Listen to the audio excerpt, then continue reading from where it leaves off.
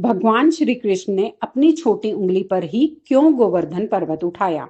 जब भगवान श्री कृष्ण गोकुल वासियों को इंद्रदेव के प्रकोप से बचाने के लिए गोवर्धन पर्वत उठाने वाले थे, तो उन्होंने अपनी उंगलियों से पूछा कि वे किस पर यह पर्वत उठाएं।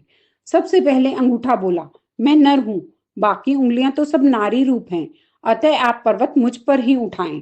फिर तर्जनी बोली, किसी को यदि चुप कराना हो या कोई संकेत देना हो तो मैं ही काम आती हूँ, इसलिए केवल आप मुझ पर ही पर्वत उठाएं। इसके बाद मध्यमा बोली, सबसे बड़ी होने के साथ साथ मैं शक्ति भी रखती हूँ, अतः आप पर्वत मेरे ऊपर उठाएं। फिर अनामिका बोली, सभी पवित्र कार्य मेरे द्वारा ही संपन्न होते हैं, मंदिरों में देवी देवताओं को भी मैं ही तिलक लगाती हूँ, अतः आप मुझ पर ही गोवर्धन उठाएं।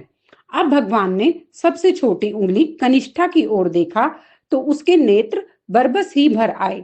वह भरे नेत्रों के साथ बोली, भगवान, एक तो मैं सबसे छोटी हूँ, मुझ में कोई गुण नहीं है, मेरा कहीं उपयोग भी नहीं होता, मुझ में इतनी शक्ति भी नहीं कि मैं पर्वत उठा सकूं।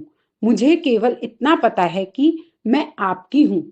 छोटी उंगली की बात सुनकर भगवान श्री कृष्ण प्रसन्न हो गए और बोले, कनिष्ठे, मुझे विनम्रता ही तो पसंद है।